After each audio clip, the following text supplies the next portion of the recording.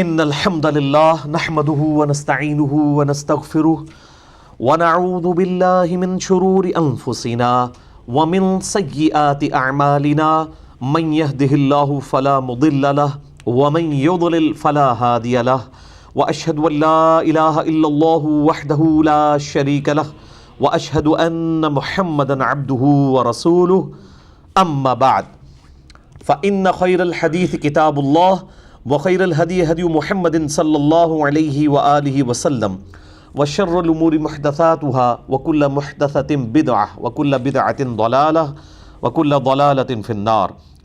أعوذ بالله السميع العليم من الشيطان الرجيم من همزه ونفخه ونفثه. بسم الله الرحمن الرحيم. رب اشرح لي صدري ويسر لي أمري واحلل عقدة من لساني يفقهوا قولي.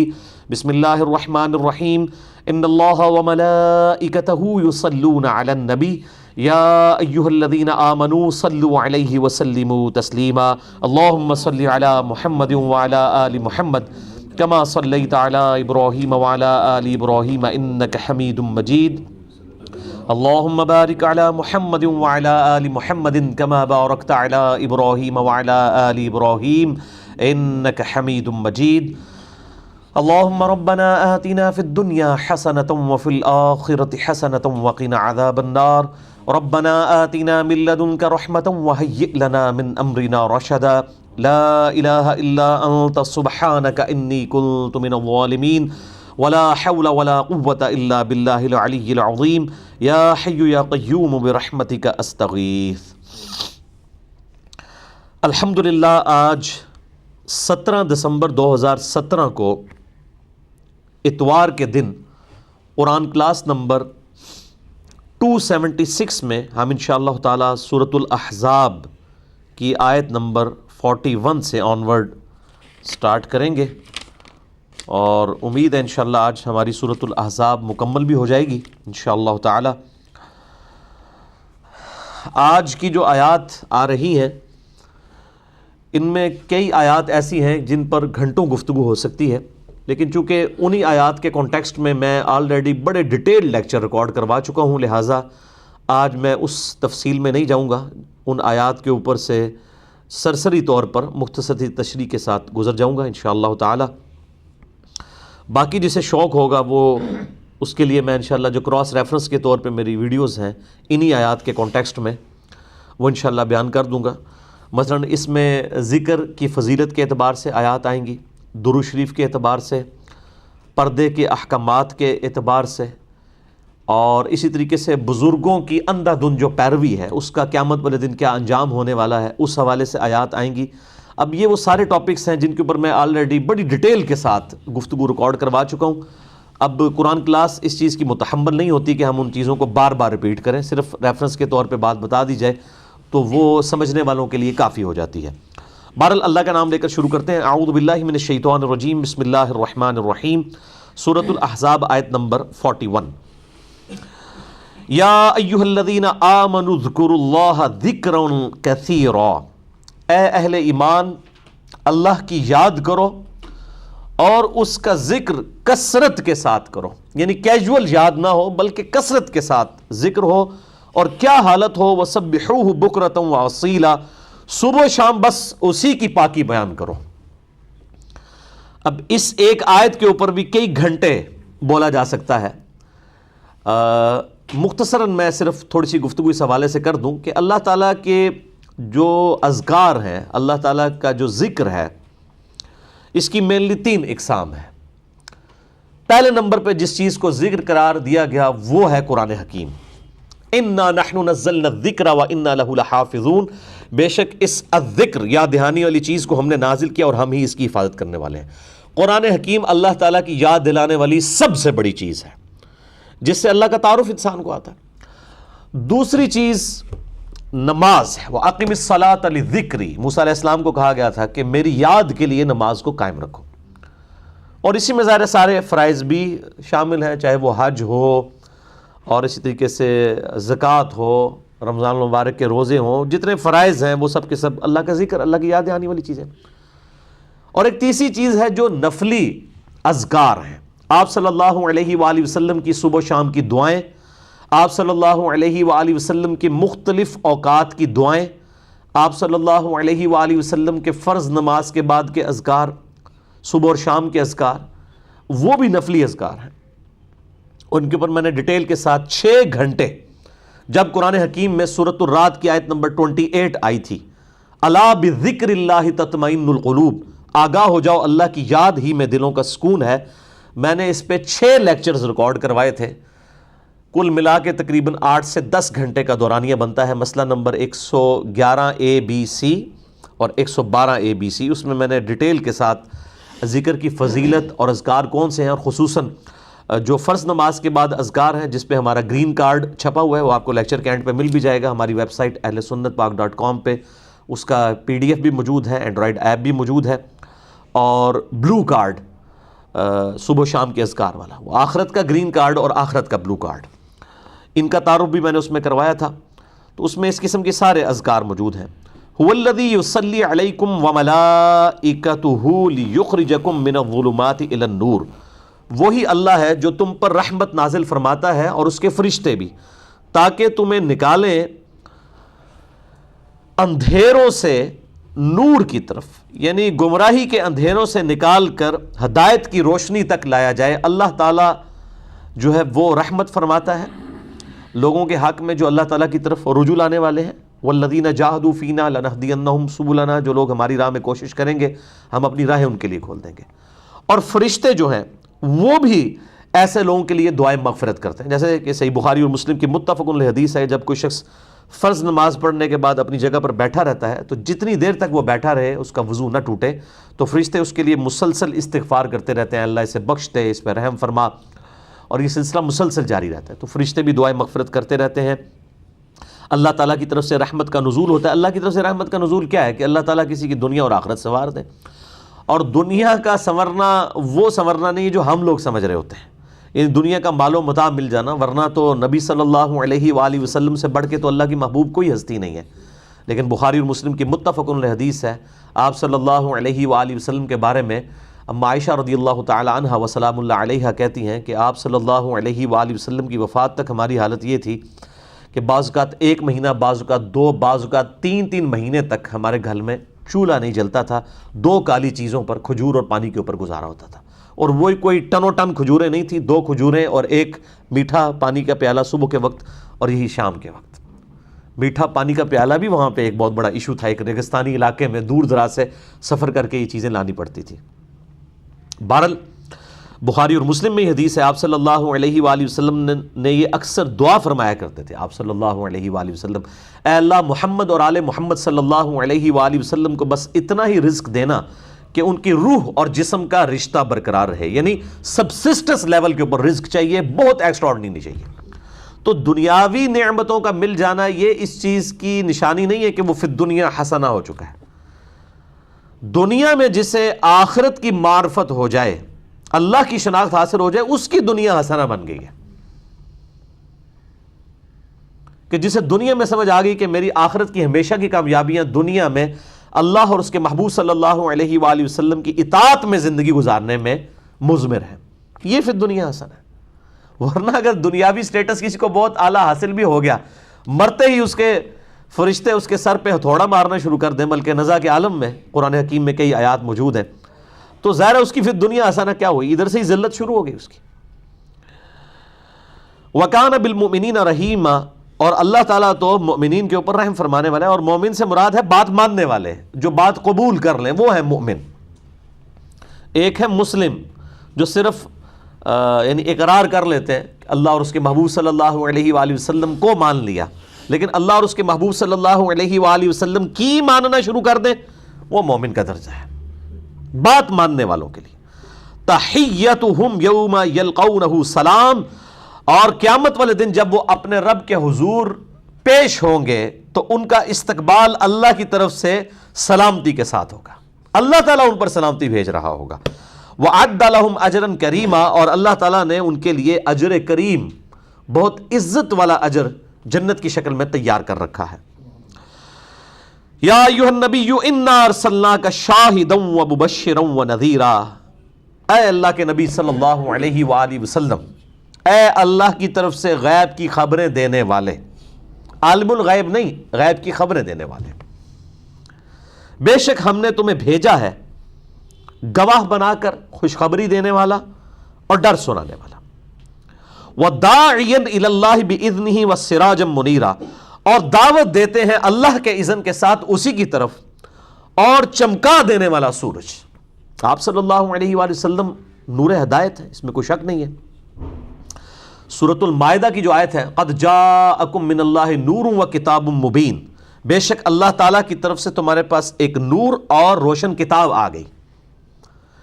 اس کانٹیکسٹ میں تفسیر تبری کے اندر ابن جریر جو اہل سنت کی پہلی تفسیر ہے، المتوفہ 310 ہجری، انہوں نے اس آیت کے کانٹیکسٹ میں یہ چیز لکھی ہے کہ یہاں پر نور سے مراد نبی صلی اللہ علیہ وآلہ وسلم کی مبارک ذات ہے۔ فی نفسی ایز اے اسپیشیز تو آپ بشر ہی تھے، لیکن ہدایت کے اعتبار سے نور ہیں۔ آپ صلی اللہ علیہ وآلہ وسلم کیا، آپ کے صحابہ بھی نور، آپ کے اہل بیت بھی نور، صحیح بخاری بھی نور، صحیح مسلم بھی نور، قرآن حکیم بھی نور، نور ہدایت۔ باقی نور بشر کے حوالے سے میں اکثر گفتگو کر چکا ہوں، آپ یوٹیوب پہ جا کے بھی لکھیں نور اور بشر کے حوالے سے کیا مسئلہ ہے، میرا نام انجینئر محمد علی مرزا لکھ دیں تو وہ ساری چیزیں کھل جائیں گی۔ تو آپ اللہ تعالیٰ کی طرف بلانے والے ایک نور ہدایت تو ہیں، اس میں کوئی شک نہیں ہے، اور یہ اہل سنت کا متفقہ عقیدہ ہے۔ یہ یعنی ابن جریر کی تفسیری کو تو سارا فوٹو کاپی کیا ابن کثیر نے بھی۔ ابن کثیر تو بہت بعد میں آئے، 700 سال کے بعد آپ صلی اللہ علیہ وآلہ وسلم کی وفات کے، یہ تو پہلے 300 سال کے اندر آتے ہیں ابن جریر، انہوں نے یہ نقل کیا۔ لہٰذا یہ بعض اہل حدیث اور دیوبند کی طرف سے بریلویوں کے اوپر یہ تان کرنا کہ یہ اس آیت کی غلط تفسیر کرتے ہیں، بالکل غلط ہے۔ اہل سنت نے یہ تفسیر کی ہے، البتہ جو ان کا وہ غلط پورشن ہے، یعنی وہ نور سے مراد وہ فرشتوں والا نور یا وہ ایک نور ایز اے اسپیشیز لیتے ہیں، وہ غلط ہے۔ مٹی تو نور سے افضل ہے، یعنی افضل البشر ہے آپ صلی اللہ علیہ وآلہ وسلم۔ بشر کی یہ خصوصیت ہے کہ اسے معراج ملی ہے، کسی نورانی مخلوق کو تو یہ چیز حاصل نہیں ہوئی ہے۔ تو ایز اے اسپیشیز انسان جو ہے فرشتوں سے افضل ہے، اگر وہ واقعی انسان بن جائے تو اللہ تعالیٰ فرماتا ہے ہم نے اے نبی صلی اللہ علیہ وآلہ وسلم آپ کو گواہ بنا کر بھیجا ہے، آپ امت کے اوپر گواہ ہیں، قیامت والے دن بھی گواہی دیں گے کہ میں نے اپنا پیغام اپنی امت تک پہنچا دیا، بلکہ یہ امت بھی سورۃ الحج میں، سورۃ البقرہ میں آتا ہے اگلی امتوں پر گواہی دے گی۔ اور ڈر سنانے والے ہیں، خوشخبری دینے والے ہیں، یعنی ڈر سنانے والے، آخرت کا ڈر سنانے والے اور خوشخبری دینے والے اہل ایمان کو جو بات مان جاتے ہیں ان کو ہمیشہ کی کامیابیوں کی خوشخبری دینے والے ہیں۔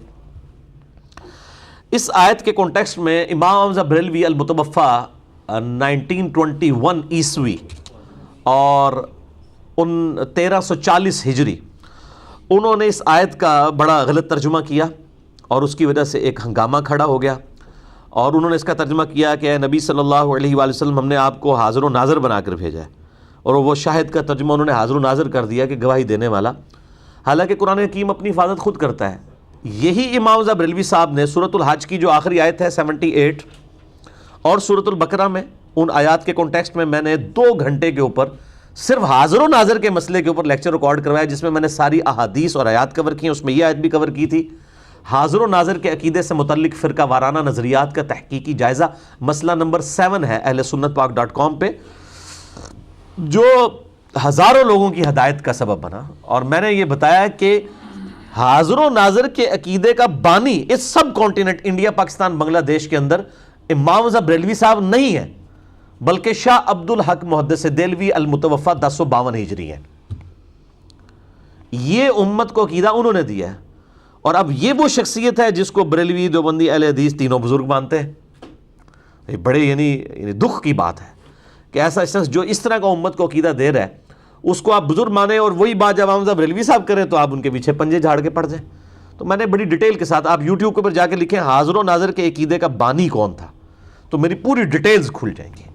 تو یہ عقیدے کا جو فساد ہے، یہ تمام مکاتب فکر کے اندر کسی نہ کسی درجے کے اندر آیا ہے، لیکن قرآن اپنی حفاظت کرتا ہے۔ حمزہ بریلوی صاحب نے سورۃ الحج کی آخری آیت میں، سورۃ البقرہ کے اندر 142 سے آنورڈ جو آیات آتی ہیں ان میں ترجمہ بالکل ٹھیک کیا، کیونکہ وہاں پوری امت کو حاضر و ناظر ماننا پڑنا تھا۔ وہاں آتا ہے کہ نبی صلی اللہ علیہ وآلہ وسلم، یہ سورۃ البقرہ میں آپ پارہ نمبر 2 کھول لینا اپنے بلو والے قرآن پاک میں، پہلے اس صفحے کے اوپر وہ آیات آ جاتی ہیں،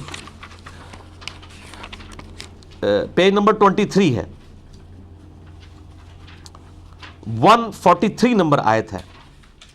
تیسری لائن یہ بلو والے قرآن پاک میں، وَكَذَلِكَ جَعَلْنَاكُمْ أُمَّةً وَسَطًا، اور ہم نے اس طریقے سے تمہیں درمیانی امت وسط، ماڈریٹ امت بنایا ہے، لِتَكُونُوا شُهَدَاءَ عَلَى النَّاسِ، تاکہ تم لوگوں پر گواہ بن جاؤ، وَيَكُونَ الرَّسُولُ عَلَيْكُمْ شَهِيدًا، اور رسول اللہ قیامت کے دن صلی اللہ علیہ وآلہ وسلم تم پر گواہ بنے۔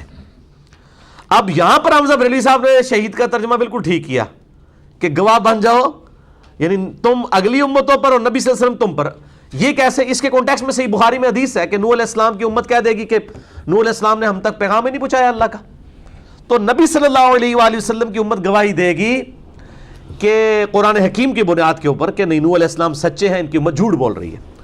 دوسرا یہ جو شہادت علی الناس والا منصب ہے، یہ بہت اہم منصب ہے، اور اس کو جس طریقے سے ماڈرن دور کے اندر مولانا مودودی رحمہ اللہ تعالیٰ اور ڈاکٹر اسرار صاحب نے اس چیز کو، اور امین احسن اصلاحی صاحب نے بلند کیا ہے کہ اس امت نے شہادت علی الناس، لوگوں پر گواہ بننا ہے اللہ کا، نبی صلی اللہ علیہ وآلہ وسلم کے بہاف پہ، جیسا کہ آپ صلی اللہ علیہ وآلہ وسلم دنیا پہ اللہ کے ریپریزنٹیٹیو تھے۔ آپ کی وفات کے بعد آپ صلی اللہ علیہ وآلہ وسلم کی ختم نبوت کی وجہ سے یہ امت باقی امتوں پر، پوری امت پر گواہ بننے والی ہے، ان تک یہ بات پہنچانی، شہادت علی الناس، کھڑے ہو جانا ہے اللہ کے لیے، لوگوں پر گواہی دینے کے لیے کہ یہ دین حق ہے۔ اب یہاں پہ ترجمہ صحیح کیا انہوں نے، ورنہ اگر حمزہ بریلوی صاحب کا ترجمہ ہوتا نا سورۃ البقرہ کی آیت نمبر 143 میں، وہ جو انہوں نے یہاں سورۃ الاحزاب کی آیت نمبر 45 میں کیا ہے، تو بنتا کہ تاکہ اے نبی کی امت تم حاضر و ناظر بنو اگلی امتوں پر، اور یہ نبی حاضر و ناظر بنے تم پر، تو یہ انہوں نے ترجمہ نہیں کیا۔ تو قرآن اپنی حفاظت خود کرتا ہے، اگر کسی نے کسی جگہ پر ڈنڈی بھی ماری ہے نا، تو اللہ تعالیٰ قرآن حکیم کی برکت سے خود اس کی حفاظت فرماتا ہے۔ اس لیے میں کہتا ہوں آپ سب کا ترجمہ پڑھیں، کمپیریٹیو اسٹڈی کریں، آپ کو خود پتہ چل جائے گا۔ تو مسئلہ نمبر 7 میرا ریکارڈڈ ہے اس کے اوپر، وَدَاعِيًا إِلَى اللَّهِ بِإِذْنِهِ وَسِرَاجًا مُنِيرًا، اور آپ اللہ تعالیٰ کے اذن سے اس کی طرف دعوت دینے والے ہیں، اور چمکا دینے والا آفتاب ہے آپ صلی اللہ علیہ وآلہ وسلم، یعنی آپ نور کا وہ روشن سورج ہے کہ جس کی وجہ سے لوگوں تک ہدایت پہنچتی ہے۔ وَإِنَّكَ لَتَهْدِي إِلَىٰ صِرَاطٍ مُسْتَقِيمٍ، اور اے محبوب صلی اللہ علیہ وآلہ وسلم آپ بے شک ہدایت کے راستے کی طرف رہنمائی فرمانے والے ہیں، تو نور ہدایت ہیں، اس میں کوئی شک نہیں ہے۔ وَبَشِّرِ الْمُؤْمِنِينَ، اور بشارت دیجئے مومنین کو، بِأَنَّ لَهُم مِّنَ اللَّهِ فَضْلًا كَبِيرًا، کہ اللہ تعالیٰ کی طرف سے ان کے لیے بہت بڑا فضل ہے۔ وَلَا تُطِعِ الْكَافِرِينَ وَالْمُنَافِقِينَ، اور دیکھیے کافروں اور منافقوں کی باتوں کی پرواہ نہیں کرنی۔ یہ بہت امپورٹنٹ بات ہے، یہ قرآن حکیم میں ٹاپک بار بار آیا ہے، چاہے کوئی شخص کتنا ہی نیک کیوں نہ ہو، بہرحال دنیاوی اعتبار سے جب اسے دعوت و تبلیغ میں تکالیف سے گزرنا پڑتا ہے تو ایسے لمحات انسان کے اوپر آ جاتے ہیں، کچھ تو اس پہ خود آتے ہیں، اور کچھ جو اس کو سمجھانے والے ہوتے ہیں نا، وہ اس کو اس قسم کی مت دے رہے ہوتے ہیں، یار تیرے چھوٹے چھوٹے بچے نے کیا ہو گیا، تو اللہ دے بندے، تو ٹھیکہ لے دین دے کام دا، ٹھیک ہے، پوری دنیا جنہوں پتہ ہے، لوگوں نے پتہ ہے نماز پڑھ رہے ہیں، پڑھتے رہے۔ اب یہ اتنا خطرناک کھیل لوگ کھیل رہے ہوتے ہیں کہ ہم اگر یہ دعوت لے کے کھڑے ہوئے ہیں تو ہم اپنے بیاف کے اوپر کھڑے ہیں کیا؟ نہیں، نبی علیہ السلام کے اوپر۔ صحیح مسلم میں حدیث ہے کہ مومن وہ ہے جب برائی دیکھے تو ہاتھوں سے روکے، ہاتھوں سے نہیں روک سکتا تو کم از کم زبان سے روکے، اگر زبان سے نہیں روک سکتا تو دل میں برا جانے، لیکن دل والے کو انڈورس نہیں فرمایا ذالک اضعف الایمان، یہ تو بالکل لولا لنگڑا قسم کا ایمان ہے۔ کیا ہم زبان سے بھی کسی برائی کو برائی کہنے کے لیے تیار نہیں ہیں، اور دل پہ بھی زیادہ عرصہ برائی نہیں رہتی ہے، یہ حقیقت بات ہے۔ جب زبان سے آپ اظہار نہیں کرتے تو آہستہ آہستہ آپ اس سسٹم کا حصہ بن جاتے ہیں۔ زبان سے کم از کم بات کرنی ہے، گونگا شیطان نہیں بننا۔ اسلام تو کہتا ہے ہاتھ سے بھی روکنا ہے برائی کو، کتنے % لوگ روکتے ہیں؟ الٹا جو بیچارہ زبان کے ساتھ لوگوں کو ہدایت کی طرف بلاتا ہے اور بتاتا ہے کہ یار یہ آپ کے ساتھ آپ کے بزرگوں نے ہاتھ کیا ہے، یہ آپ کو غلط دین بتا کے گئے ہیں، دین اصل میں یہ ہے کتاب و سنت میں، اس کو لوگ آگے سمجھا رہے ہوتے ہیں یار تو اللہ کے بندے ایڈا رسک لے رہے ہیں، لوگ تیرے خلاف ہو جائیں گے، تو یار یہ بات تو آپ نبی علیہ السلام کو اصل میں سمجھا رہے ہیں کہ بھی نبی صلی اللہ علیہ وسلم نے کیوں یہ باتیں کی ہیں جس کی وجہ سے لوگوں نے یہ بات پہنچانی ہے لوگوں تک۔ ظاہر ہے الحق مر، عربی میں محاورہ ہے، حق کڑوا ہی ہوتا ہے، آپ جتنے مرضی احسن انداز میں بات کریں، جو حق اور سچ بات ہے وہ چبھ جاتی ہے اگلے بندے کو جس نے بات نہیں ماننی۔ تو اس کا کبھی یہ سلوشن نہیں ہے کہ وہ دعوت سے پیچھے ہٹ جائے، یہ بالکل غلط ہے۔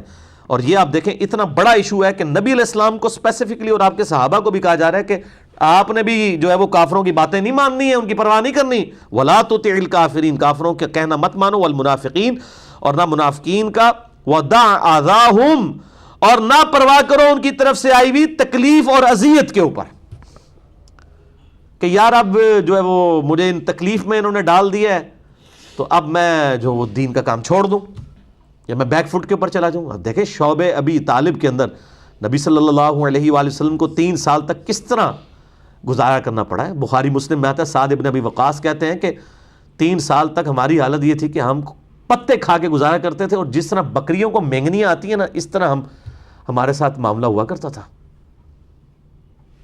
تو کیا انہوں نے دعوت کا کام چھوڑ دیا؟ اور پھر میں اس سے اگلی بات کروں گا کہ 2.25 ارب، یہ چلیں احتیاطاً 1.5 ارب مسلمان ہیں. 1.5 ارب مسلمانوں میں ایک مسلمان نے بھی ایسا نہیں ہونا کہ جو نر بن کے صحیح طریقے سے بات کرے اور کھڑا ہو جائے مخالفت کے لیے ان باطل لوگوں کے کہ جنہوں نے دین کا جنازہ نکالا ہوا ہے، اور وہ یہی سمجھتا رہے یہ کوئی اور کام کرے گا. بھئی کون کرے گا کام؟ جس کو سمجھ آئے گی وہ کرے گا. کیا ہم اللہ تعالیٰ کو یہ جواب قیامت دن دے سکتے ہیں؟ قطعاً نہیں. یہاں تو لوگ غلط باتیں ممبر کے اوپر بیان کر کے چلے جاتے ہیں، اور پھر جو بیٹھے ہوئے ہیں ان کو ٹینشن شروع ہو جاتی ہے. وہ اپنی ٹینشن ریلیز کرنے کے لیے انجینئر صاحب کو فون کر دیتے ہیں، وہ جی آج فلاں مولوی صاحب نے ممبر کے اوپر یہ بات کر دی ہے. تو میں پھر ان سے پہلا سوال کرتا ہوں کہ بھئی آپ کو نہیں پتہ یہ انہوں نے بات غلط کی ہے؟ کہتے ہیں جی پتہ ہے. تو ساری دنیا کی مصیبتیں ان کا بوجھ میں نہیں اٹھانا ہے اکیلے بندے نے. آپ کے زبان نہیں اللہ نے آپ کو دیا، آپ گونگے شیطان ہیں کہ آپ کم از کم اس لیکچر کے بعد ہی ان کو بند کمرے میں لے جاتے ہیں اور کہتے ہیں کہ حضرت صاحب یہ آپ حدیث اور واقعہ کہاں سے بیان کر رہے ہیں. یہ میری ذمہ داری ہے کہ دنیا میں جہاں کہیں جھوٹ کوئی بیان کرے گا تو میں نے پریکٹیکلی جا کے وہاں پہ لوگوں کی اصلاح کرنی ہے. اکیلا بندہ کیا کر سکتا ہے؟ ہر بندہ جو جہاں پر ہے وہ ذمہ دار ہے. کنتم خیر امۃ اخرجت للناس تأمرون بالمعروف وتنہون عن المنکر وتؤمنون باللہ. تم بہترین امت ہے ہی اس لیے ہو. نبی صلی اللہ علیہ وآلہ وسلم کی نسبت کی وجہ سے جو بہترین امت کہا گیا اس وجہ سے نہیں کہ آپ صلی اللہ علیہ وسلم کا بہت بلند مرتبہ ہے، اس وجہ سے امت کا بھی بلند مرتبہ ہو گیا، نہیں، بلکہ آپ کی ختم نبوت کی برکت سے کہ چونکہ آپ کے بعد نبی کوئی نہیں آنا، نبیوں والا کام اب اس امت نے کرنا ہے. یہ ہے وجہ جس کی وجہ سے یہ امت افضل ہے، اور وہ کام امت کاری کوئی نہیں ہے. امت کاری ہے یا اللہ جو کچھ بھی ہے تیرے محبوب کی امت سے ہے، چور ہیں، ٹھگ ہیں، فراڈی ہیں، بے نمازی ہیں، حرام خور ہیں، سانو انجی قبول کر، جو کچھ بھی ہے تیرے محبوب کی امت سے. امت نے یہ سمجھ لیا ہے، یہ رزلٹ نکالا ہے امت نے. حالانکہ امت کو بتائیں کہ یار امت کی افضلیت کس بنیاد کے اوپر تھی؟ نبی علیہ السلام کی نسبت کی وجہ سے نہیں تھی.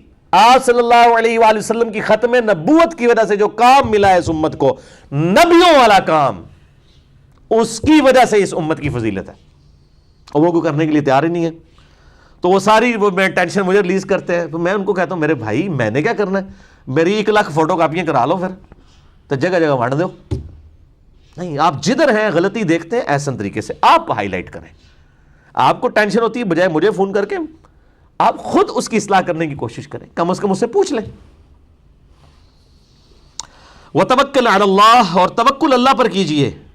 وَكَفَى بِاللَّهِ وَكِيلًا، اور اللہ آپ کے لیے کارساز کافی ہے. دیکھ لیں کیا ایک وہ حالت ہے کہ ایک شخص سیدنا ابو بکر الصدیق رضی اللہ تعالیٰ عنہ علیہ السلام کو لے کے آپ صلی اللہ علیہ وآلہ وسلم رات کے اندھیرے میں مکے سے نکلتے ہیں. اپنے بستر پر سیدنا مولا علی رضی اللہ تعالیٰ عنہ علیہ السلام کو لٹا کے جاتے ہیں کہ مانتے واپس کر کے آ جانا. اور راستے میں جاتے ہوئے جو ہے وہ آپ رضی اللہ تعالیٰ عنہ جو ہے وہ کیا سوچ رہے ہوں گے جب غار ثور کے اندر، جو سورہ توبہ میں ذکر آتا ہے کہ جب تم دونوں غار میں تھے اور تم اپنے ساتھی سے کہتے تھے غم نہ کرو اللہ ہمارے ساتھ ہے. یعنی اس حالت میں جب آپ مکے سے نکل رہے ہیں، اور یہ 1 ہجری کا واقعہ، اور 8 ہجری میں 8 سال کے بعد آپ صلی اللہ علیہ وآلہ وسلم فاتح کی حیثیت سے وہاں پہ داخل ہو رہے ہیں. اور جب مکے سے نکل رہے ہیں، سراقہ ابن جوشم، سراقہ ابن مالک جو مخبری کرنے کے لیے آیا، اس کا گھوڑا دھس گیا، واپس نہیں جا سکا. 2-3 بار ایسا ہوا، اسے سمجھ آ گیا بھئی اللہ کے پیغمبر ہیں. سیدنا ابو بکر صدیق رضی اللہ تعالیٰ عنہ کو نبی علیہ السلام نے کہا سراقہ کو بشارت دے دو کہ میں اس کے ہاتھ میں کسرا کے کنگن دیکھ رہا ہوں. کسرا پرشین امپائر، اور وہ کسرا جو اس کا ہیڈ اس کے کنگن دیکھ رہا ہوں. اس وقت تو سراقہ نے بھی سوچا ہوگا کہ اپنی جان بچا کے رات کے اندھیرے میں یہاں سے جا رہے ہیں اور مجھے کہہ رہے ہیں کہ پرشین امپائر گرے گی اور اس کے کنگن میرے ہاتھوں میں ہوں گے. اور پھر سیدنا عمر فاروق رضی اللہ تعالیٰ عنہ علیہ السلام کے دور میں وہ وقت آیا ہے. سیدنا عمر نے بلا کے پھر سراقہ کو وہ پورا کسرا کا لباس پہنایا اور اس کے بعد کہا اتار دو، یہ مومنین کا مال ہے. انہوں نے سمجھا یہ مجھے گفٹ ہو گیا. انہوں نے کہا نہ، نبی علیہ السلام نے صرف کہا تھا دیکھا ہے، بس اتنا، اس سے زیادہ نہیں، یہ مومنین کے بیت المال میں آئے گا. تو رومن اور پرشین امپائر گر جائے گی کسی نے سوچا تھا؟ نہیں. تو نبی صلی اللہ علیہ وآلہ وسلم کو کہا جا رہا ہے اللہ پہ توکل کریں، اللہ تعالیٰ بہتر کارساز ہے. اب میرے بھائیوں ذرا روئے سخن نبی صلی اللہ علیہ وآلہ وسلم اور مومنین کی جو آئلی زندگی ہے اس کے حوالے سے اس طرف جا رہا ہے. اس کو میں جلدی جلدی کور کروں گا تاکہ ٹائم پہ یہ صورت بھی مکمل ہو جائے آج ہی کے لیکچر میں. یا ایھا الذین آمنوا اذا نکحتم المؤمنات، اے اہل ایمان جب مومنات عورتوں کے ساتھ تم نکاح کرو، ثم طلقتموہن من قبل ان تمسوہن، اور پھر تم انہیں چھونے سے پہلے طلاق دے دو، یعنی وہ عورتیں غیر مدخولہ ہو، رخصتی نہ ہوئی ہو، تم نے یعنی ازدواجی تعلق قائم نہیں کیا اور رخصتی نہیں ہوئی ہے، صرف نکاح ہوا تھا. فما لکم علیہن من عدۃ تعتدونہا، تو پھر تمہارے لیے کوئی عدت نہیں ہے جو ان کے لیے شمار کی جائے گی. یعنی اگر رخصتی سے پہلے ہی طلاق ہو جائے تو عورت کے لیے کوئی عدت نہیں ہے. طلاق کے بعد وہ اسی دن ہی اگلا نکاح بھی کر سکتی ہے اگر رخصتی نہیں ہوئی ہے، یعنی غیر مدخولہ عورت ہے. فَبَتِّعُوهُنَّ وَسَرِّحُوهُنَّ سراحًا جمیلا، لیکن ان کو کچھ نہ کچھ مال دے دو اور انہیں خوش اسلوبی کے ساتھ رخصت کرو. اور وہ ڈیٹیل سورۃ البقرہ کی آیت نمبر 237 میں آتی ہے کہ اگر حق مہر طے ہوا تھا تو آدھا حق مہر دینا ہوگا اگر رخصتی نہیں ہوئی. اور اگر حق مہر اس طریقے سے اسپیسیفکلی طے نہیں ہوا تھا تو پھر اس صورت میں یعنی جو معروف طریقے سے جو کوئی خدمت کی جا سکتی ہے تو وہ کر سکتے ہیں. یا ایھا النبی انا احللناک ازواجک اللاتی آتیت اجورہن، اے نبی صلی اللہ علیہ وآلہ وسلم ہم نے حلال کر دی ہیں آپ کے لیے ایسی عورتیں بیویوں کے طور پر جن کو آپ حق مہر دے دیں. وما ملکت یمینک مما افاء اللہ علیک، اور وہ عورتیں بھی جو کنیز کے طور پر آئیں گی، لونڈیاں جو ہے جو اللہ تعالیٰ نے آپ کو بطور غنیمت دی ہیں، وہ بھی آپ کے لیے حلال. جس طرح کہ سیدہ صفیہ بنت حیی بنت اخطب رضی اللہ تعالی عنہ وسلام اللہ علیہ، ان کا حق مہر پھر ان کو آزاد کرنا ہی ٹھہرا تھا غزوہ خیبر کے بعد. تو یہ تمام کی تمام آپ کے لیے حلال کر دی گئی ہیں. باقی یہ جو لونڈیوں والا ایشو ہے نا جی، یہ بڑا کرٹیکل ہے. اکثر مجھے ای میلز بھی آ رہی ہوتی ہیں، تو یہ کوئی اتنا کوئی سیدھا سا مسئلہ نہیں ہے کہ جو ایک لائن میں کسی کو سمجھا دیا جائے. اس کے لیے امت میں ایک ہی شخص ہے جس نے علمی خدمت کی ہے پوری امت کے اندر، اور وہ مولانا مودودی رحمہ اللہ تعالیٰ ہیں، جن کی کتاب ہے الجہاد فی الاسلام. 22 سال کی عمر میں انہوں نے کتاب لکھی تھی، اور اس کو کتاب کو جب ڈاکٹر اقبال نے پڑھا تو انہوں نے کہا یہ شخص مسلمانوں کا لیڈر بنے گا. اور امت کا پچھلے 1200-1300 سال کا قرض اس بندے نے اتار دیا ہے کہ جو صحابہ کرام علیہم رضوان رومن اور پرشین امپائر کے اوپر چڑھ دوڑے اور جو میدان جنگ میں عورتیں آئی تھیں ان کو لونڈیاں بنایا. ساری عورتوں کو نہیں لونڈیاں بنانا ہوتا، جو لڑائی کرنے کے لیے آئی ہیں، جو اپنے شہروں میں ہیں وہ تو آزاد عورتیں، ان کو تو لونڈیاں نہیں بنانا. ان کی کفالت کا پھر کیا ہوگا؟ اس کے لیے اسلام نے جو لونڈیوں کا سسٹم دیا ہے اس کے پیچھے حکمت کیا ہے؟ اس کے اوپر اگر کتاب اس امت میں کسی شخص نے لکھی ہے تو وہ مولانا مودودی کی کتاب ہے الجہاد فی الاسلام. اور میرا مسئلہ نمبر 162B ریکارڈڈ موجود ہے خلافت راشدہ کے 30 سال. اس میں نے بتایا تھا کہ پولیٹیکل سسٹم آف اسلام کے اوپر پوری امت میں اگر کوئی کتابیں لکھی گئی ہیں تو 2 ہی کتابیں، اور دونوں کے مؤلف مولانا مودودی رحمہ اللہ تعالیٰ ہیں. نمبر 1 الجہاد فی الاسلام اور نمبر 2 خلافت و ملوکیت. یہ 2 کتابیں ہیں کہ اسلام کا سیاسی نظام کیا ہونا چاہیے. تو جسے شوق ہے تو پھر وہ کتابیں خرید کے پڑھیں. ان کے PDF بھی یوٹیوب کے اوپر آپ جو گوگل کے اوپر PDF اویلیبل ہیں. یوٹیوب کے اوپر ان کتابوں کے تعارف پہ آپ اگر یوٹیوب پہ جا کے لکھیں نا political system of Islam engineer Muhammad Ali Mirza, تو میرا ایک کلپ کھل جائے گا جس میں نے 2 کتابوں کو فزیکلی دکھا کے HD کیمرے میں ان کا تعارف کروایا. تو لونڈیوں کے سسٹم کو میں یہاں پہ اسکپ کر رہا ہوں. تو آپ کے لیے جن عورتوں کو آپ حق مہر دے دیں وہ عورتیں حلال ہیں. یہ مال غنیمت کے طور پہ جو لونڈیاں ہیں وہ حلال ہیں آپ کے لیے. وبنات عمک، اور آپ کے چچا کی بیٹیاں. اور یہ جو ہے یہ چچا کی بیٹیاں یہ سارا ظاہر ہے یہ تو مطلب کزنز وغیرہ کے ساتھ رشتہ ہے تو عام مومنین کے لیے بھی ہے. وبنات عماتکا اور آپ کی پھپھیوں کی بیٹیاں، و بناتی خالکا اور آپ کے ماموں کی بیٹیاں، و بناتی خالاتکا اور آپ کی خالاؤں کی بیٹیاں، اللاتی ہاجرن معک جنہوں نے ہجرت کی آپ کے ساتھ، وامرأۃ مؤمنۃ ان وہبت نفسہا للنبی اور وہ عورت بھی آپ کے لیے حلال کر دی گئی ہے جو خود سے اپنا نفس ہبہ کر دے نبی علیہ السلام کو، لیکن یہ آپ صلی اللہ علیہ وسلم کے لیے خصوصیت ہے کہ وہ کہے کہ میں حق مہر نہیں لیتی، میں یہ سادہ سمجھتی ہوں کہ میں آپ کے عقد میں آ جاؤں اگر کوئی عورت اپنے آپ کو ہبہ کر دے۔ اور اس طرح کے ایک دو واقعات ہوئے ہیں لیکن نبی علیہ السلام نے خود ہی قبول نہیں کیے، بخاری مسلم میں ملتے ہیں۔ ان اراد النبی ان یستنکحاہا کہ اگر نبی علیہ السلام ان سے نکاح کرنا چاہے تو ان کو یہ اجازت ہے، خالصۃ لک من دون المؤمنین اور یہ اجازت صرف آپ کے لیے ہے، باقی مومنین کے لیے نہیں ہے۔ باقی مومنین کے لیے تو سورۃ النساء میں آیا نا کہ 4 سے زیادہ عورتیں وہ نہیں کر سکتے۔ قد علمنا ما فرضنا علیہم فی ازواجہم وما ملکت ایمانہم لکی لا یکون علیک حرج، ہمیں خوب معلوم ہے۔ اب دیکھیں یہ نبی علیہ السلام کی جو تعداد ازواج والا ایشو ہے یہ اتنا کرٹیکل ایشو تھا کہ اس کو حدیثوں کے اوپر نہیں رہنے دیا گیا، قرآن میں ہی ڈسکس کر لیا گیا۔ اور آج بھی آپ دیکھیں ماڈرن ایج کے اندر سب سے زیادہ جو آپ صلی اللہ علیہ وسلم کی شخصیت کے اوپر اعتراضات ہوتے ہیں اور مسلمانوں کے دلوں میں وسوسے ڈالے جاتے ہیں وہ آپ صلی اللہ علیہ وسلم کی بیویوں کی تعداد کے حوالے سے ڈالے جاتے ہیں۔ تو اس حوالے سے جو ہے وہ ثناء اللہ امرتسری رحمہ اللہ تعالیٰ نے بھی کتاب لکھی ہے اس کی حکمت کے اوپر، اور الرحیق المختوم کے اندر بھی اس کی حکمتیں موجود ہیں۔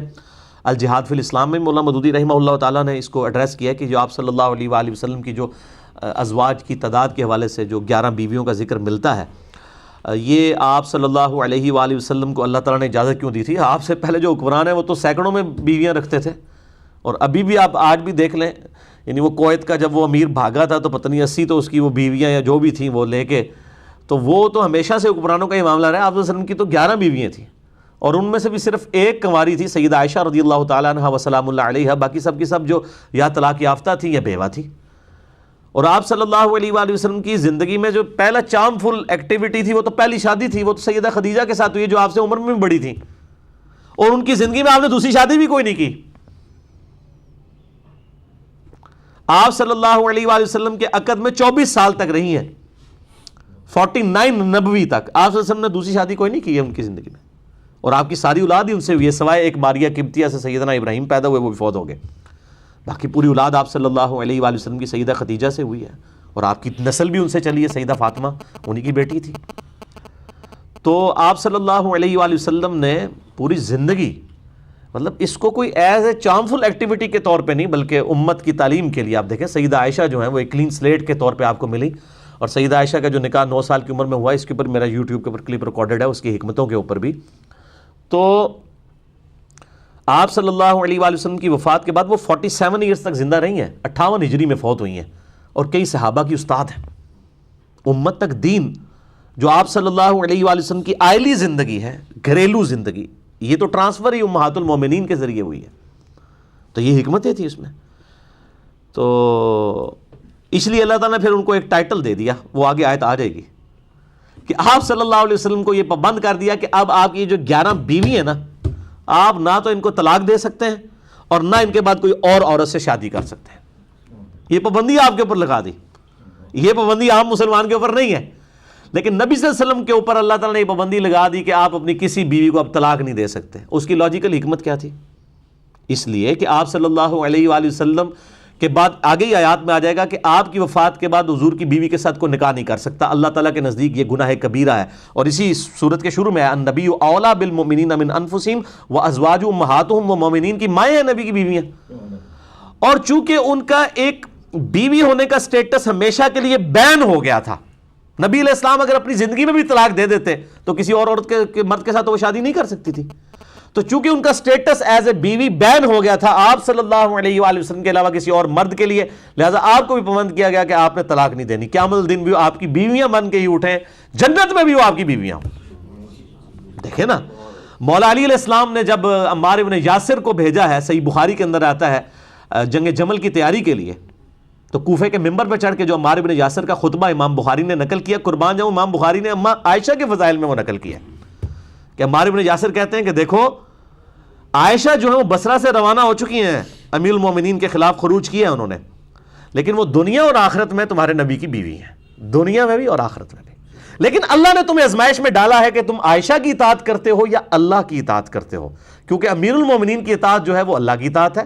یا ایھا الذین آمنوا اطیعوا اللہ واطیعوا الرسول واولی الامر منکم.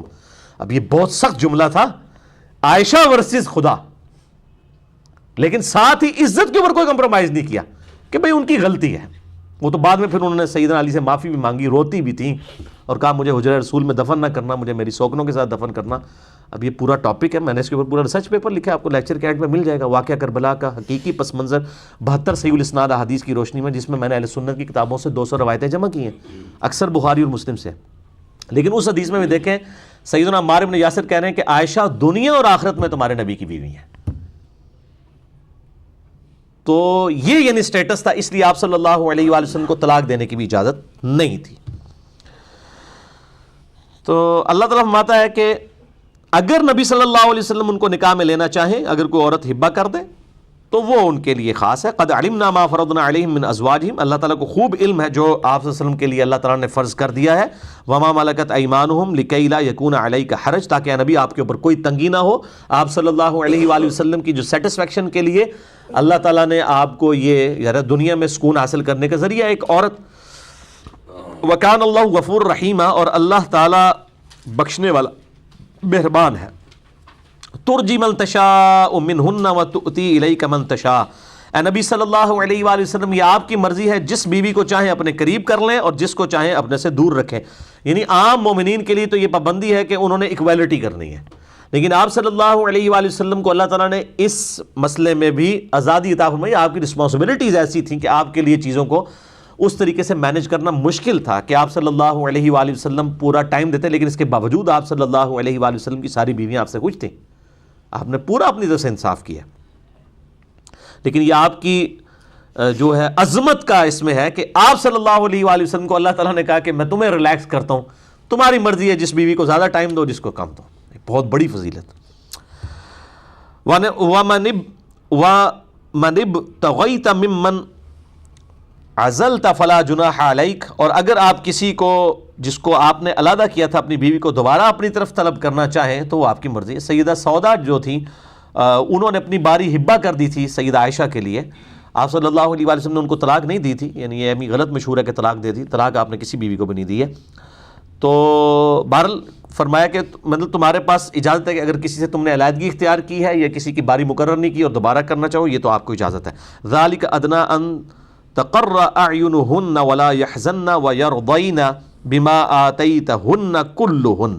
اور یہ رخصت اس لیے ہے کہ تاکہ آپ کی بیویوں کے ذریعے آپ کی بیویوں کی جو آنکھوں کی ٹھنڈک ہے وہ آپ صلی اللہ علیہ وآلہ وسلم کے ذریعے سے پوری ہو اور وہ ارزردہ خاطر نہ ہو اور خوش رہیں جو کچھ آپ انہیں عطا فرمائیں. یعنی آپ صلی اللہ علیہ وآلہ وسلم ظاہر ہے یعنی ایک خاوند کی حیثیت سے تو صرف نہیں تھے نا، ان کے لیے تو پروفٹ بھی تھے نا ان بیویوں کے لیے.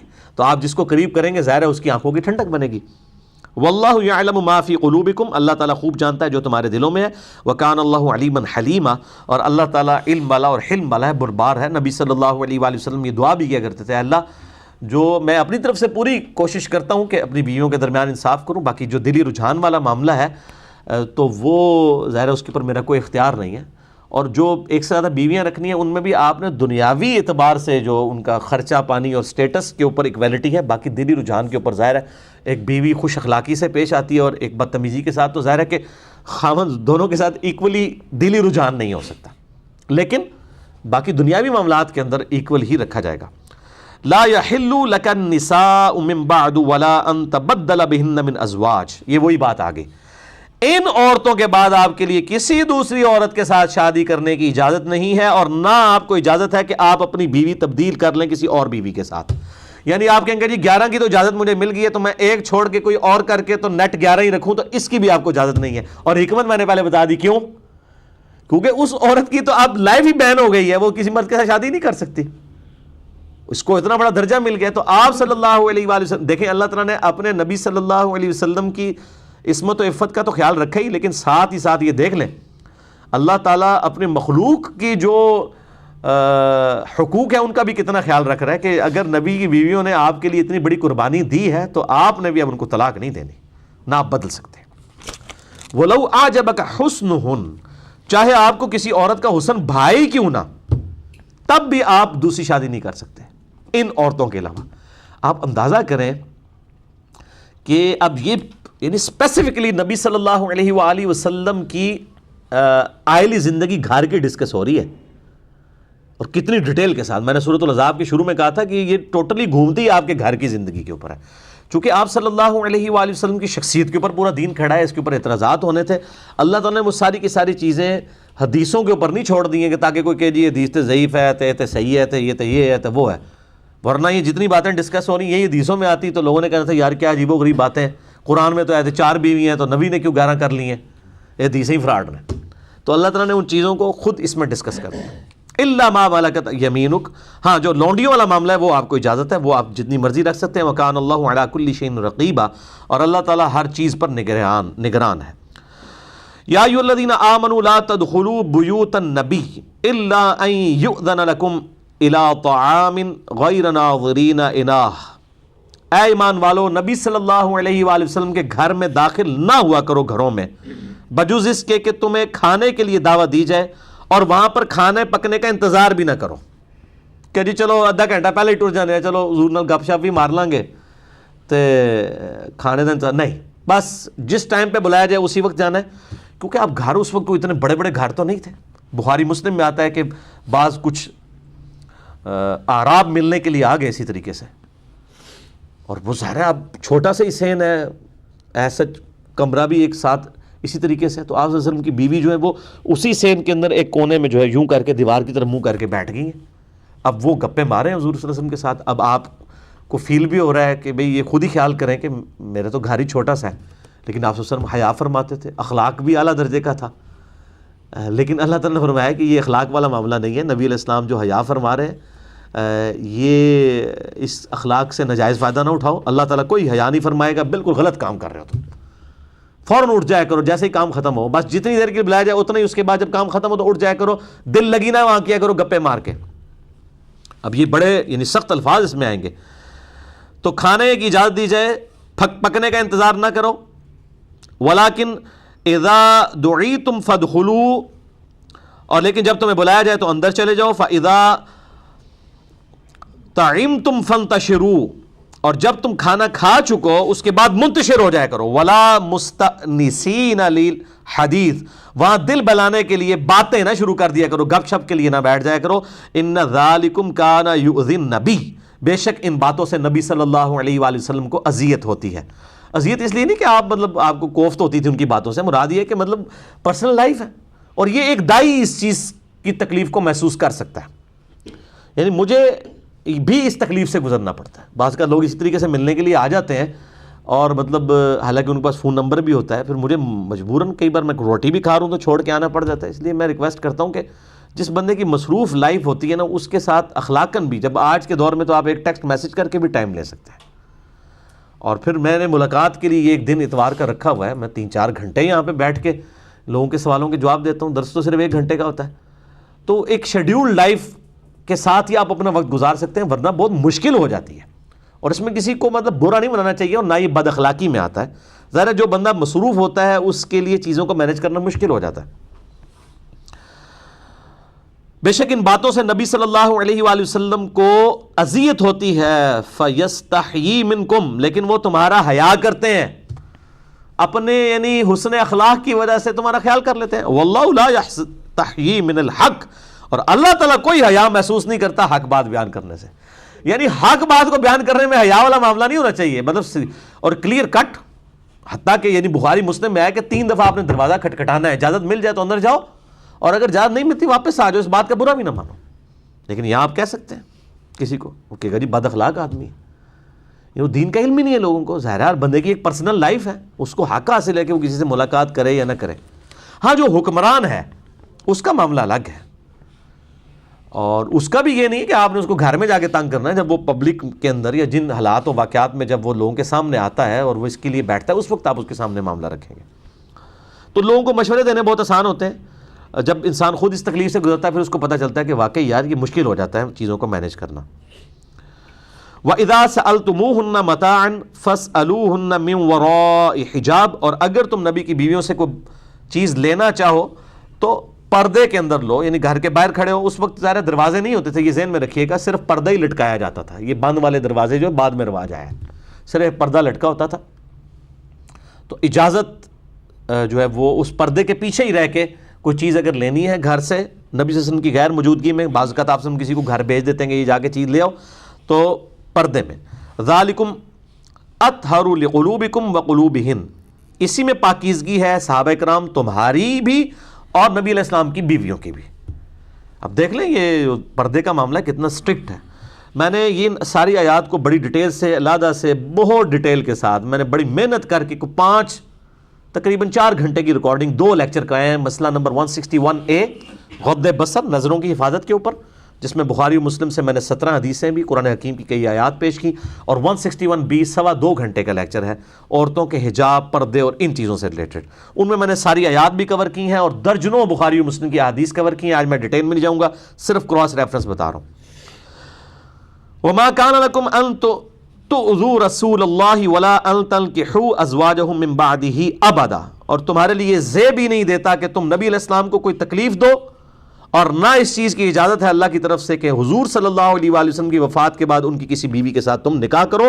ان ذالکم کان عند اللہ عظیما، بے شک اللہ تعالیٰ کے نزدیک یہ بہت بڑا گناہ ہے کہ کوئی شخص نبی کی بیوی کے ساتھ شادی کر لے آپ صلی اللہ علیہ وآلہ وسلم کی دنیا سے رخصت کے بعد۔ اسی لیے امہات المومنین والا معاملہ رہا ہے۔ لیکن یہ امہات المومنین والا جو معاملہ ہے، پردہ اسی طریقے سے اسٹیبلش رہا ہے۔ سیدہ عائشہ بھی جب صحابہ کو تعلیم دیتی تھی تو پردے کے اندر، اور اس کو بنیاد بنا کے یہ کہنا کہ جی آج بھی جو ہے مرد عورتوں سے تعلیم لے سکتے ہیں، بالکل غلط ہے، کیونکہ اس وقت تو سیدہ عائشہ سے بڑی کوئی استاد ہی نہیں تھی جن سے دین سیکھا جاتا۔ یا ایک سیدنا علی تھے رضی اللہ تعالیٰ عنہ، سیدہ عائشہ کو بھی بعض کا جو مسائل نہیں پتہ ہوتے تھے سیدنا علی کی طرف رجوع کرتی تھی۔ صحیح مسلم میں اوپر تلے 3 حدیثیں 639، 40 اور 41 کہ ایک شخص سیدہ عائشہ کے پاس آیا، کہا کہ یہ موزوں پہ مسح کی مدت کتنی ہے؟ تو ام عائشہ نے کہا کہ تم علی ابن ابی طالب کے پاس جاؤ، ان کا زیادہ وقت رسول اللہ کے ساتھ سفر و حضر میں گزرتا تھا، حالانکہ بیوی حضرت عائشہ ہیں، لیکن وہ کہہ رہی ہیں کہ حضرت علی رضی اللہ تعالیٰ عنہ کا قرب نبی علیہ السلام کے ساتھ مجھ سے بھی زیادہ تھا، وہ سفر و حضر میں حضور کے ساتھ ہمیشہ ہوتے تھے۔ سیدہ عائشہ کا تو جب قرآن نکلتا تھا تو وہ سفر میں جاتی تھی نا، باقی تو بیویاں بدل بدل کے جاتے تھے، لیکن سیدنا علی ہر سفر میں حضور کے ساتھ ہوتے تھے سوائے غزوہ تبوک کے، اور وہ بخاری و مسلم میں حدیث ہے۔ غزوہ تبوک کے موقع پر مولا علی کو حضور صلی اللہ علیہ وسلم نے پیچھے مدینے میں چھوڑا تو سیدنا علی رو پڑے، یہ پہلا اور آخری موقع تھا کہ حضور کے ساتھ نہیں گئے صلی اللہ علیہ وآلہ وسلم۔ تو آپ نے اتنی بڑی ارشاد فرما دی بات، آپ نے فرمایا کہ اے علی تم اس بات پہ راضی نہیں ہو کہ تمہاری میرے ساتھ وہی نسبت ہے جو ہارون کی موسیٰ کے ساتھ، یعنی جب ہارون علیہ السلام کو موسیٰ علیہ السلام جب کوہ طور پہ گئے تو اپنی جگہ چھوڑ گئے تھے، اتنی بڑی فضیلت اس موقع پہ آپ نے ارشاد فرمائی تھی غزوہ تبوک کے موقع پر۔ تو سیدنا علی کے پاس جب وہ بندہ آیا تو آپ نے فرمایا کہ مسافر کے لیے 3 دن اور 3 رات، اور مقیم کے لیے 1 دن اور 1 رات تک، ایک دفعہ وضو کرنے کے بعد جب جرابیں یا موزے پہن لی جائیں تو مسح کی اجازت ہے، نبی صلی اللہ علیہ وآلہ وسلم نے مرحمت فرمائی ہے۔ تو آج ڈاکٹر فرحت ہاشمی کے جو لیکچر مرد سن رہے ہیں، میں ڈاکٹر فرحت ہاشمی کی بڑی عزت کرتا ہوں، میں اس کو 1 مین آرمی سمجھتا ہوں، اس اکیلی عورت نے اتنا بڑا دین کا کام کیا، لیکن قرآن پاک سیکھنے کے لیے میں تو یعنی جب کمپیریزن کرتا ہوں جو ڈاکٹر اسرار صاحب کا جو انداز بیان ہے اور جو ان کی قرآن حکیم کی جو دعوت ہے اور جو انقلابی دعوت ہے، وہ اس کا جو رنگ ڈاکٹر اسرار صاحب کی قرآن حکیم کی تفسیر میں نظر آتا ہے، اس کا تو عشر اشیر بھی ڈاکٹر فرحت ہاشمی کے لیکچرز میں نہیں ہے۔ تو مرد ڈاکٹر اسرار صاحب کو سنیں اور لوگوں کو سنیں، پھر کیونکہ عورتوں کے لیے حکم بھی یہ ہے کہ وہ مردوں کے ساتھ لجاجت والی آواز میں گفتگو نہیں کریں گی۔ اب ڈاکٹر فرحت ہاشمی کی جو گفتگو کا سٹائل ہے وہ تو اسپیسیفکلی ایسا سٹائل ہے کہ ایسے سٹائل کے ساتھ تو مرد کو تو ایسی آواز سننی نہیں چاہیے۔ تو قرآن پاک میں حضور کی بیویوں کو منع کیا گیا صلی اللہ علیہ وآلہ وسلم۔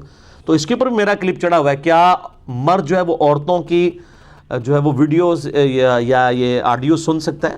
تو سیدہ عائشہ کی مثال دینا غلط ہے۔ پھر سیدہ عائشہ کی تو تربیت نبی صلی اللہ علیہ وآلہ وسلم نے خود کی ہوئی تھی، اور پھر قرآن میں بھی آیا کہ نبی کی بیویوں تم نے جو ہے وہ یعنی لجاجت کے انداز میں گفتگو نہیں کسی کے ساتھ کرنی، ان کا انداز بھی ایسا ہوتا تھا سختی والا۔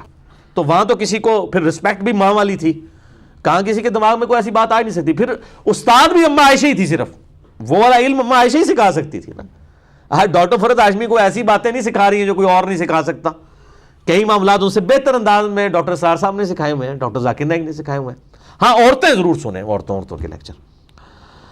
تو اللہ تعالیٰ ہمارا کہ بہت بڑا گناہ ہوگا اگر تم نبی علیہ السلام کی بیویوں کے ساتھ یعنی حضور کی وفات کے بعد کوئی نکاح کر لو۔ ان تبدوا شیئا او تخفوہ، اگر کوئی بات تم ظاہر کرو یا چھپاؤ، فإن اللہ کان بکل شیء علیما، تو یقیناً اللہ تعالیٰ ہر چیز سے خوب آگاہ ہے۔ لا جناح علیہن فی آبائہن، کوئی حرج نہیں ہے ان پر، یعنی نبی صلی اللہ علیہ وسلم کی بیویوں پر، کہ اگر ان کو کوئی محرم رشتے ملنے کے لیے آ جائیں، ان کے باپ آ جائیں، ولا ابنائہن، یا ان کے بھتیجے آ جائیں، ان کے بیٹے آ جائیں، ولا اخوانہن، یا ان کے بھائی آ جائیں، ولا ابناء اخوانہن، یا ان کے بھتیجے آ جائیں بھائیوں کے بیٹے، ولا ابناء اخواتہن، یا ان کے بھانجے آ جائیں. یہ نبی علیہ السلام کی بیویوں کے اگر بھانجے، بھتیجے، یا ان کا باپ یا ان کے بیٹے آ جاتے ہیں تو وہ تو محرم ہے. ولا ما ملکت ایمانہم، نہ ان لوڈیوں پر پابندی ہے آنے پر نبی علیہ السلام کی بیویوں کے پاس جو یعنی لونڈیاں ہیں. ظاہر ہے عورتوں کا تو عورتوں سے اس حوالے سے پردہ نہیں ہے، لیکن اس میں بخاری مسلم میں حدیث ہے کہ آپ صلی اللہ علیہ وسلم ایک دفعہ آئے اور سیدہ صفیہ کے پاس وہ ایک یعنی آپ سمجھ لیں مخنث بیٹھا ہوا تھا اور وہ اس قسم کی یعنی گفتگو کر رہا تھا، تو آپ صلی اللہ علیہ وسلم نے منع فرما دیا کہ ایسے مخنث بھی میری بیویوں کے پاس یا عورتوں کے پاس نہ آئے جو مردور سے ریلیٹڈ یا اس قسم سے کوئی بے حیائی پہ مبنی گفتگو کریں. میں نے مسئلہ نمبر 161B میں ڈیٹیل سے بتایا. واتقین اللہ، اور اللہ سے ڈرو. ان اللہ کان علی کل شیء شہیدا، بے شک اللہ تعالیٰ ہر چیز کا مشاہدہ فرمانے والا ہے. اب اگلی آیت جو ہے اس پہ گھنٹوں بولا جا سکتا ہے. سورۃ الاحزاب کی آیت نمبر 56 ہے، آیت درود ہے. اس آیت کے کانٹیکسٹ میں نے 2 گھنٹے کا لیکچر مسئلہ نمبر 56 ریکارڈ کروا دیا ہے. درود و سلام کے صحیح فضائل اور صحیح احکام و مسائل اہل سنت پاک .com پہ، جسے شوق ہو تو وہ ضرور دیکھیں. ان اللہ و ملائکتہ یصلون علی النبی، بے شک اللہ اور فرشتے درود بھیجتے ہیں نبی صلی اللہ علیہ وآلہ وسلم پر، غیب کی خبریں بتانے والے پر. یا ایھا الذین آمنوا صلوا علیہ وسلموا تسلیما، اے اہل ایمان تم بھی نبی صلی اللہ علیہ وآلہ وسلم پر درود اور خوب سلام بھیجو. اللہم صلی علی محمد وعلی آل محمد کما صلیت علی ابراہیم وعلی آل ابراہیم انک حمید مجید. اللہم بارک علی محمد وعلی آل محمد کما بارکت علی ابراہیم وعلی آل ابراہیم انک حمید مجید. اسی آیت کے کانٹیکسٹ میں بخاری اور مسلم میں حدیث موجود ہے. جب آیت درود نازل ہوئی تو صحابہ کرام نے کہا یا رسول اللہ صلی اللہ علیہ وسلم، آپ نے سلام تو ہمیں سکھا دیا، السلام علیکم ایھا النبی ورحمۃ اللہ وبرکاتہ، درود ہمیں سکھائیں. تو بخاری اور مسلم میں آتا ہے آپ نے درود ابراہیمی تعلیم فرمایا. لہذا درود ابراہیمی کو ناقص نہیں ہے. اس پہ میرا کلپ چڑھا ہوا ہے کہ کیا درود ابراہیمی پڑھنا گناہ ہے. کچھ علماء نے کہا درود ابراہیمی پڑھنا ہی گناہ ہے کیونکہ یہ ناقص درود ہے، نعوذ باللہ من ذالک. تو میں نے گرفت کی ہے اس کلپ کے اندر، آپ دیکھ سکتے ہیں. ان الذین یؤذون اللہ ورسولہ لعنہم اللہ فی الدنیا والآخرہ، بے شک جو لوگ اذیت دیتے ہیں اللہ اور اس کے رسول کو، ان پر لعنت ہے اللہ کی دنیا میں بھی اور آخرت میں بھی. وأعد لهم عذابا مہینا، اور ایسے لوگوں کے لیے اللہ تعالیٰ نے تیار کر رکھا ہے رسوا کر دینے والا عذاب. اب یہ بھی آیت اس چیز کی متقاضی ہے ڈیٹیل بولا جائے. میرا ایک لیکچر ہے مسئلہ نمبر 71B، اس میں نے اسی آیت کے کانٹیکسٹ میں بڑی ڈیٹیل گفتگو کی ہے. انڈیا اور پاکستان کے بزرگوں کی 19 گستاخانہ عبارات کا تحقیقی جائزہ، اور میں نے لیکچر جو ہے اس میں وہ اپنا پمفلٹ ہے اندھادھند پیروی کا انجام، اس میں بھی ٹاپ آف دا لسٹ یہی آیت لکھی ہوئی ہے اندھادھند پیروی کے انجام پہ، کہ جو لوگ اللہ اور اس کے رسول کو تکلیف دیتے ہیں دنیا اور آخرت کی زندگی میں اللہ کی لعنت ہے ان پر، اور اللہ تعالیٰ نے ان کے لیے عذاب تیار کر رکھا ہے. والذین یؤذون المؤمنین والمؤمنات، جو لوگ تکلیف دیتے ہیں اہل ایمان مردوں اور عورتوں کو، بغیر مکتسبو، بغیر کسی ایسے کام کے کہ انہوں نے کوئی ایسی حرکت کی ہو کہ اس کے اگینسٹ ان پر یہ ظلم کیا جائے. فقد احتملوا بہتانا واثما مبینا، تو انہوں نے اپنے سر پر بہت بڑا بہتان اٹھا لیا ہے، بہت بڑے گناہ کا بوجھ. یا ایھا النبی، اے نبی صلی اللہ علیہ وآلہ وسلم، قل لازواجک، اپنی بیویوں سے کہہ دیں، وبناتک، اور اپنی بیٹیوں سے، ونساء المؤمنین، اور اہل ایمان کی عورتوں سے. اسے بھی پتہ چل گیا کہ نبی علیہ السلام کی بیٹیاں جو ہیں وہ ایک سے زیادہ ہیں. میرا نبی علیہ السلام کی 4 بیٹیوں کے اوپر کلپ بھی ریکارڈڈ ہے یوٹیوب کے اوپر، کیونکہ اس میں کلیئر کٹ دیکھیں کہ کہا جا رہا ہے اپنی بیویوں اور بناتکا، اور بیٹیوں، و نساء المؤمنین، اور مومنین کی عورتوں. اگر نساء المؤمنین نہ ہوتا تو بعض لوگوں نے یہ کہنا تھا، جیسے بعض غالی رافضی کہتے ہیں کہ نبی علیہ السلام کی صرف ایک ہی بیٹی تھی، اور وہ پلی لے لیتے اس میں کہ جی یہ جو بناتکا کہا گیا اس سے مراد روحانی بیٹیاں جو حضور صلی اللہ علیہ وسلم کی امت کی عورتیں ان کو کہا جا رہا ہے، لیکن وہ اللہ نے علیحدہ کر دی ہے. وَنِسَاءِ الْمُؤْمِنِينَ، اور مومنین کی عورتوں کو بھی، یعنی وہ جو عورتیں ان کو الگ سے ایڈریس کرو، اپنی بیٹیوں کو. اور چونکہ آپ صلی اللہ علیہ وآلہ وسلم کی بیٹیاں اور آپ کی بیویاں امت کے لیے رول ماڈل ہیں، ان کو پردے کے احکامات دیے جا رہے ہیں. یہ آیات بھی میں نے پردے والے لیکچر میں 161B میں کور کی تھی، آج میں تیزی سے کور کروں گا، ڈیٹیل میں نہیں جاؤں گا.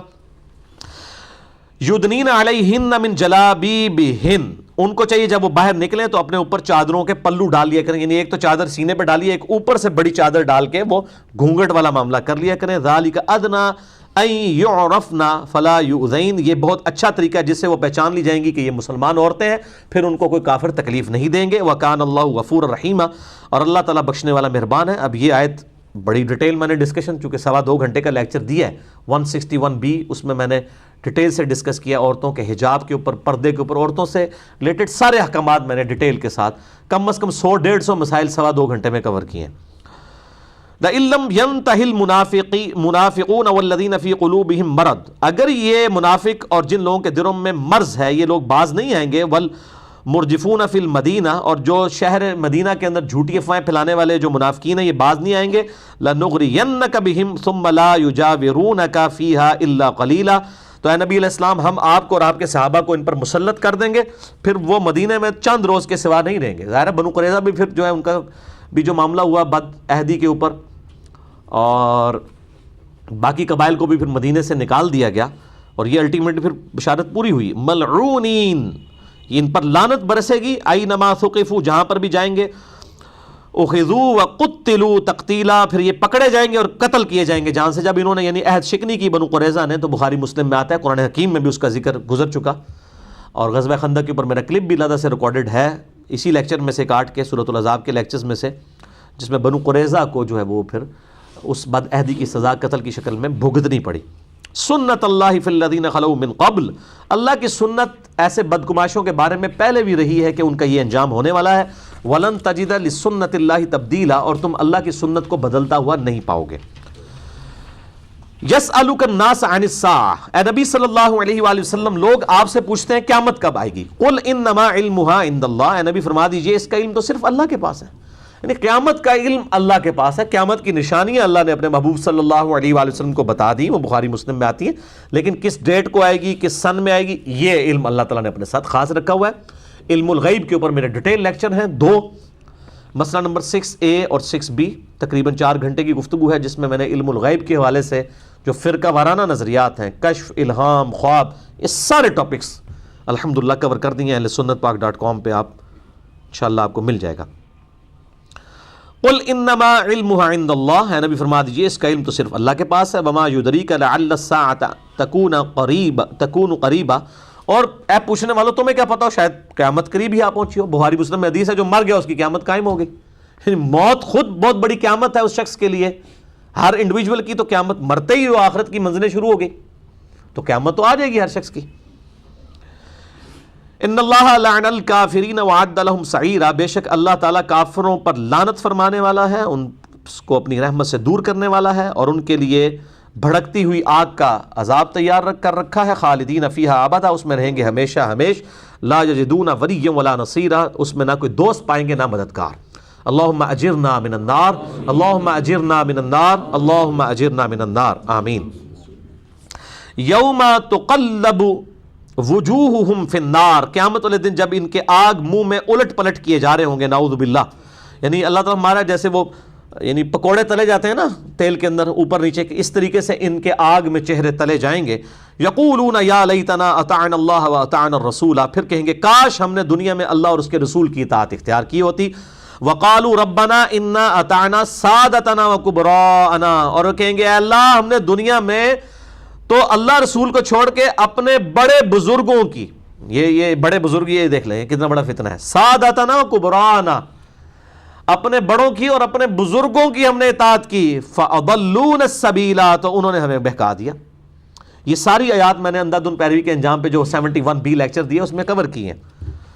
ربنا آتہم ضعفین من العذاب، اے اللہ ہمارے بزرگوں کو ڈبل عذاب دے، وَلْعَنْهُمْ لَعْنًا كَبِيرًا، ان پہ بڑی لعنت بھیج جس کی وجہ سے ہم گمراہ ہوئے۔ ظاہر قادیانی تو قیامت دن کہیں گے نا یا اللہ غلام احمد قادیانی کو ڈبل عذاب دے جس کی وجہ سے ہم گمراہ ہوئے اور آج ہم دوزخ میں پہنچ گئے، وہ تو کہیں گے۔ اسی طریقے سے جن جن بزرگوں نے جو ہے وہ لوگوں کو گمراہی کے راستے کے اوپر لگایا اور لوگ ان کے فالوور ہوئے، وہ ان کا بھی عذاب اٹھائیں گے، اپنا بھی اٹھائیں گے، اور لیکن جن کا عذاب وہ اٹھا رہے ہوں گے ان کے عذاب میں بھی کوئی کمی نہیں آئے گی۔ یا ایھا الذین آمنوا لا تکونوا کالذین آذوا موسیٰ، اے اہل ایمان ان بدبختوں کی طرح نہ ہونا جنہوں نے موسیٰ علیہ السلام کو تکلیف دی تھی۔ فبرأہ اللہ مما قالوا، تو اللہ تعالیٰ نے موسیٰ علیہ السلام کو تو بری کر دیا جو کچھ ان کے اوپر جھوٹے الزامات لگایا کرتے تھے، یعنی یہ اہل ایمان سے مراد یہاں پہ منافقین ہے، قرآن پاک میں کبھی یا ایھا الذین نافقوا نہیں آیا، یا ایھا الذین آمنوا کہہ کر ہی مخاطب کیا جاتا ہے قرآن حکیم میں منافقین کو، کیونکہ منافقین اندر سے منافق ہے نا، اوپر سے تو قانونی طور پر مسلمان تھے۔ سورہ توبہ میں جو کہا جاتا ہے کہ بوجھ دل کے ساتھ تم جہاد کے لیے اہل ایمان کھڑے ہوتے ہو، تو اس سے مراد معاذ اللہ ابوبکر، عمر، عثمان و علی رضی اللہ عنہ اجمعین وعلیہم السلام اجمعین تو نہیں ہے، بلکہ وہ لوگ ہیں جنہوں نے اوپر سے کلمہ پڑھا ہوا ہے، اندر سے منافق ہیں۔ یہاں پہ بھی اہل ایمان سے مراد وہ لوگ ہیں کہ جو نبی علیہ السلام کو تکلیفیں دیتے تھے، کبھی آپ کی بیوی کا کوئی سکینڈل نکال دیا، کبھی کوئی جھوٹی افواہ پھیلا دی کہ جی وہ مسلمانوں پہ حملہ ہونے والا، اور اس قسم کی وہ حرکتیں کرتے رہتے تھے۔ اللہ تعالیٰ نے فرمایا کہ موسیٰ علیہ السلام کے بھی جو 7 لوگ تھے وہ بھی حرکتیں کرتے تھے، وَكَانَ عِندَ اللَّهِ وَجِيهًا، اور موسیٰ علیہ السلام تو اللہ تعالیٰ کے حضور بڑی عزت والے تھے۔ اس کانٹیکسٹ میں صحیح بخاری میں ایک حدیث ہے کہ موسیٰ علیہ السلام کے اوپر جو الزامات لگائے گئے ان میں سے ایک الزام یہ بھی تھا کہ ان کے جسم کے اوپر برس کے داغ ہیں۔ تو ایک دفعہ وہ ایک ندی پہ غسل کر رہے تھے اور انہوں نے اپنے کپڑے اتار کر ایک پتھر کے اوپر رکھے۔ اب اللہ تعالیٰ کی طرف سے یہ ہوا کہ وہ پتھر جو ہے وہ کپڑے لے کر بھاگ کھڑا ہوا۔ موسیٰ علیہ السلام اس پتھر کے پیچھے بھاگے، اس کی وجہ سے ان کا جسم لوگوں کے اوپر نمایاں ہو گیا کہ ان کے جسم پہ تو کوئی برس کے داغ نہیں ہے، یعنی وہ کبھی بھی کسی کے سامنے اپنی قمیض نہیں اتارا کرتے تھے، لوگ کہتے تھے اس کے جسم کے اوپر داغ ہے، اس لیے تو اللہ تعالیٰ نے ان کا جسم، اب یہ نہیں تھا کہ وہ بالکل ننگے ہو کے بھاگ رہے تھے۔ آج بھی جو لوگ نہاتے ہیں نہر کے اندر، انہوں نے نیچے جاگیہ تو پہنا ہی ہوتا ہے، چھوٹی سی تہمت تو پہنی ہوتی ہے، تو وہ بعض لوگ منکرین حدیث اس حدیث کو لے کہتے ہیں دیکھو جی موسیٰ علیہ السلام کے ننگے ہونے کی حدیث بخاری کے اندر موجود ہے، تم ہمارے بزرگوں کو کہتے ہو کہ انہوں نے انبیاء کرام کی گستاخیاں کی ہیں، تو بخاری نے بھی اس طرح کی حدیثیں نقل کی ہیں۔ تو آپ خدا کے لیے اس بات کو سمجھیں کہ آج بھی جو لوگ نہر کے اوپر نہاتے ہیں وہ بالکل الف ننگے ہو کے کیا نہاتے ہیں، کپڑے اتار کے جب وہ رکھتے ہیں تو نیچے انہوں نے ایک چھوٹا جو ہے وہ پجامہ وغیرہ تو پہنا ہی ہوتا ہے۔ تو وہ موسیٰ علیہ السلام یعنی یہ نہیں تھا کہ بالکل ہی اس طریقے سے وہ لوگوں کے سامنے آ گئے تھے، یعنی وہ قمیض وغیرہ کسی کے سامنے نہیں اتارتے تھے اپنی حیا کی وجہ سے، تو اللہ تعالیٰ نے ان کو یہ معاملہ کیا۔ تو میں نے یہ ضمناً چونکہ بخاری میں حدیث تھی میں نے ذکر کر دی۔